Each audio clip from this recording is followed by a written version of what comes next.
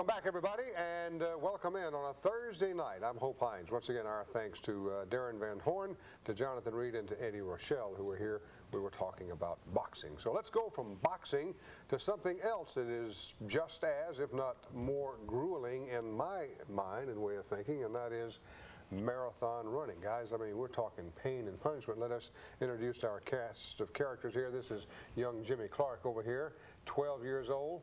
Thinks he's probably a man and ready to start driving before too much longer. This is his dad sitting next to him, Dr. Steve Clark of Austin Peay State University. And the gentleman on our end down here is Mr. Paul Van Dolen from? Clarksville, Tennessee. Well, no. Where from? South side. South side. They tell me it's God's countries. There you go. See, we needed to get South Side on TV, Paul. Yeah. Anyway, welcome to the show, everybody. And Doctor, how long have you been in this fascinating sport of marathon running? Is that the proper term, marathon running? Well, long distance running. Yes, long distance running, because most of the races that we race will be 5Ks or 10Ks or 5-mile races, but occasionally you'll race a half marathon or a marathon. A marathon involves a lot more training. My training for this current marathon that I'm running Sunday started way back in July. A specific training for the marathon. So you're trying to peak right now, is that correct? Yes. Well, actually, I'm what you'd call in the taper phase, because the last couple of weeks you need to taper your training and not run as much mileage so you can build up glycogen storage in your muscle cells. Right. Now, and how long have you been doing this?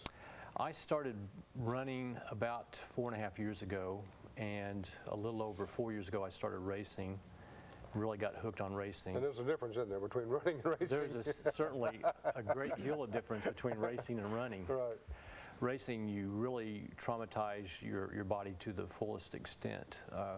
In competition, running, you can run leisurely, jog leisurely, without too much trauma to your muscular system. But racing, if you're really competitive, it's going to put some trauma on the muscles. Now, Jimmy, you're 12 years old, right? Yes. Okay, and you took this sport up from your father? I mean, is this how you got enthused about it? Well, he had his first race, and I got excited, so I started running about a year later, and that's basically how I got in it. So. Never had really even thought about it until your dad started it, right? Yes. And so it's a father-son outing. Do you guys train together? We train I train about 2 or 3 times a week. He trains about 4 or 5 times a week. We usually run together, but sometimes when I get home from school, it's kind of hard to run together, so. And how is young Jim doing, Doctor? He's great. He's really a talent, and if he keeps focused and he pays his dues in training, he could be one of the top, I believe, one of the top runners in high school and perhaps college. In college, and he's really done well. With an eye toward the Olympics one day, right? Yes. Absolutely. Let's bring in, I can attest to the fact, guys, and I was just telling you, I'll tell the audience now, I used to run quite a bit, 5 to 8 miles, 2 or 3 times a week, and I was in terrific shape and all of that. And then I had some injuries, so I quit. But I do know the high that a runner has, and then a runner gets on, and there's nothing quite like it. And as a matter of fact, I recall those days when I would go 3 or 4 days and not run. You just get out of sorts. You get irritable. It's almost like something's not right, and until you get out on that street or wherever it is you run, and just go and do it. You guys can attest to that. Right. It's a great stress reliever. Yeah, great absolutely. Sport. But now, Jimmy, son, you shouldn't have any stress in your life. Oh, I'm not having stress at all. It's like... so you do it for a different reason. Yeah, I've beaten him before. Ah, okay. Tell the truth now. Okay, there's a big race down in Clarksville. It's called the Run by the River 5K. I know all about it. I sure do. Yes, it's a huge race, and we're trying to have a world record in that race set this year. Wow. With, like, I think it's in at a $5,000 bonus to add. I'm not sure what the amount is. Yeah. Did you beat your dad in that race? Yes, I did. How much? I beat him by 8 seconds. Wow. Dad, are we going to stand for this? You have to, don't you? You don't have any choice. Yeah, all I can say is what insult that I suffered from being a competitor, I had great pride as being a father and trainer coach for this young man. There you go. So it evened out, didn't it? Yeah. I guess so. And Jimmy, do you cheer your dad on? Oh, yes, certainly. Even when you look back over your shoulder, you're saying, "Come on, Dad," right? Yes. I've got him for those first miles, but sometimes he can come back and get me. That's what he's done all his time. Right, right. So now Paul has been in the Boston Marathon. Have you done anything like that? Now, you're going to do a marathon this weekend, you say? Yes, we're flying, tomorrow we're flying to New York City, and I'm going to run the New York City Marathon with 29,000 other runners Yes. on Sunday morning. We'll be And looking for you. This will be my 5th marathon, and I ran Chicago last year, and the year before I ran Columbus, Ohio. And then I've run the Music City Marathon in Nashville 2 times too. Paul, will you be running the New York? You're not going to do the New York. It is. Doctor, let me ask you, what is your goal for the New York? Do you say I want to run it in under 3 hours or 3 hours or? Well, what? I'd like to win it, but Okay. that's Are probably... you in that class? Do you feel like you can win it? No, Yeah. certainly not.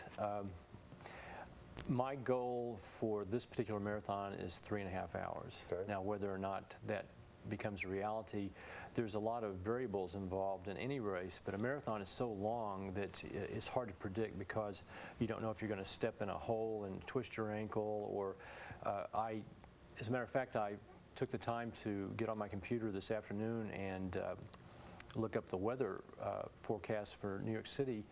And unfortunately, they predict that it's going to rain Sunday, and I think the high is supposed to be 66 and the low is supposed to be 49. So if it's raining, that causes a lot of problems with blisters and things. And Right. Will you invariably, no matter what kind of shape you're in or what a veteran you are, will you invariably get blisters every marathon? pretty much so. Yes, much so. Okay, so then it becomes how much pain can you stand, right? Right. More or less. And blisters may be the least of it.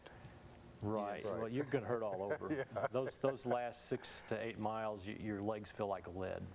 And gentlemen, because I'm fairly ignorant of marathon running, I know about running in general for the most part, but if you stop for any reason, you're not disqualified, are you? No. No. Okay, so you could walk. You can walk. Yeah, You can crawl if that's what you As a need matter of to fact, it's a do. good idea, especially going to water stations, because if you try to run and ingest water, a lot of times Okay. you can't get enough water, and then you dehydrate. I see. And then that causes a whole bunch of other problems. So you do stop Yes. occasionally. I cannot run. Say, can you take a little extra time to kind of get your breath a little bit, or should you not do that? Well, Oh, Okay.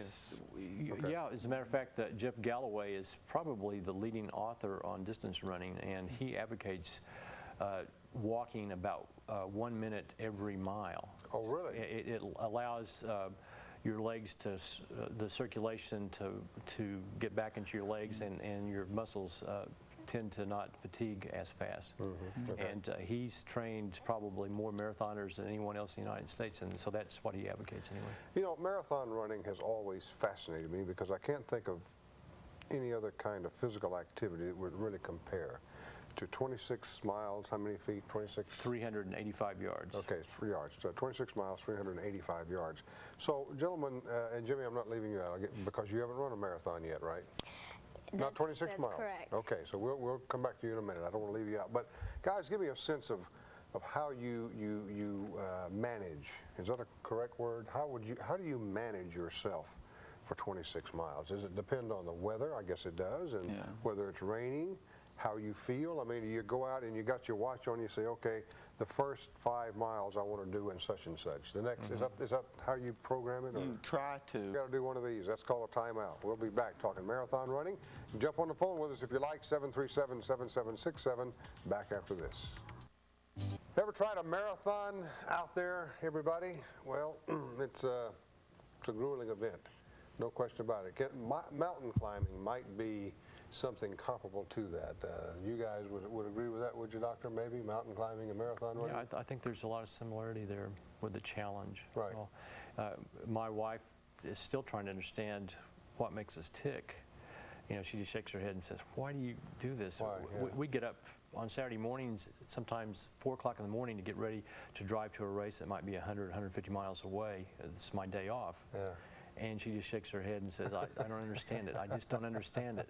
But it's like the mountain climbers say, because it's there, I guess. Exactly. It's a challenge. Jimmy, during the commercial break, I was asking if there were any new techniques in running or new technology, and your eyes brightened and you said yes. What's the answer to that? Yes, there's a new development. Instead of now, you know how you can get stuck in the back of a racing line of a big race? Yes.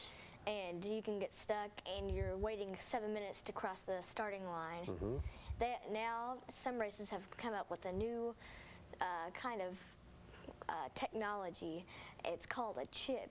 You put it on your shoelaces. You tie it in with your shoes, and as soon as you hit the starting line, it will start your clock. Ah, okay, very good. So you're not penalized then? Oh no, not at all. Okay, I see. No, that's a good point. I never even thought about that, because when you got 29,000 people, doctor, that you'll be faced with on Sunday, I guess it is. My goodness, you got to have. And will this technology be used there? Unfortunately, they do not employ the technology at the New York City Marathon.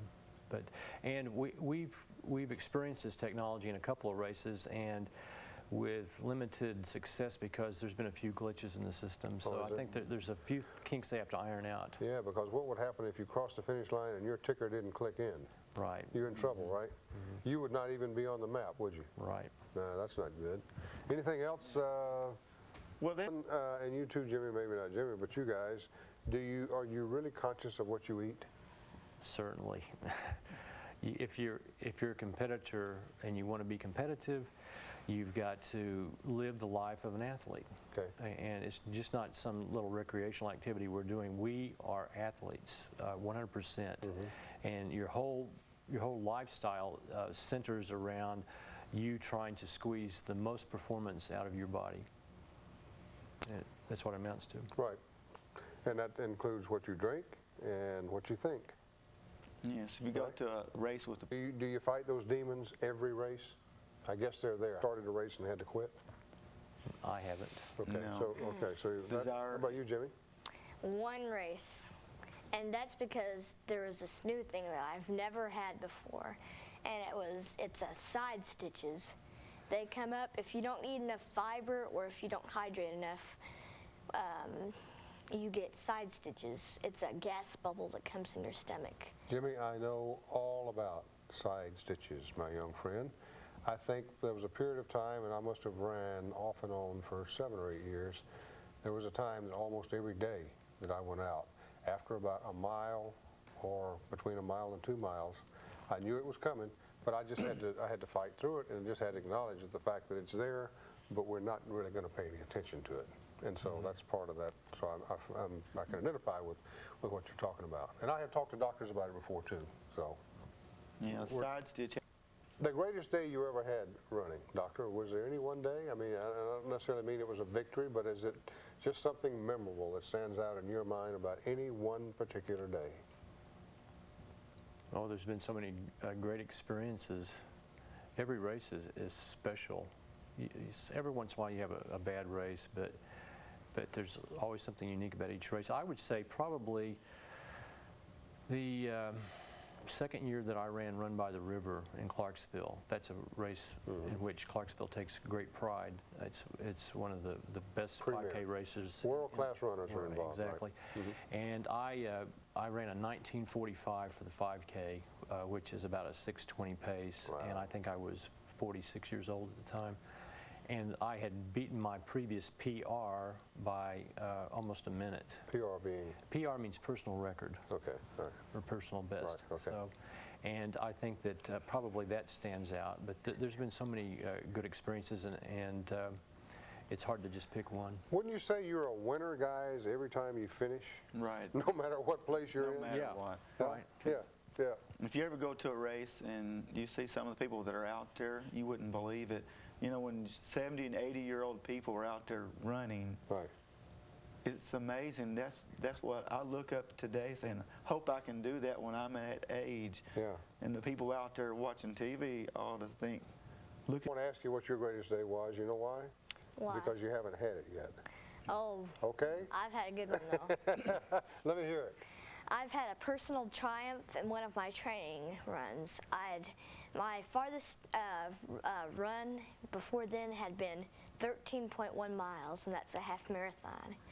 And I just got caught up, and I was only going to run 30 minutes that day. And then I just had fun and kept going and going. And pretty soon I got to 3 hours, 15 minutes, and 30 seconds. Whoa, you did go. Yeah, and so that's terrific. That's your PR, PB, right? PR, personal Record. I thought it was personal best, personal record. Great. Back with our final moments now with these marathon runners right after this. Let's everybody go run a marathon. What do you think? 26 miles, 385 yards, everybody. I don't think so. But gentlemen, I appreciate you being here. Mr. Paul Van Dolen from Clarksville, from South Side. And the good doctor here who is on the staff at Austin Peay State University in the music department. Music department, and been there for how many years? 13 years. 13 years, that's a long time. Steve Clark and his young son, Jimmy Clark, and we thank you guys for being here. Come back and see us again sometime. We'll talk to you after the New York Marathon. Okay. All right, back tomorrow night, everybody. We have Randy Wheel from MTSU and Frankie Allen from Tennessee State. Until then, Hope Hines. And for this time, so long, everybody.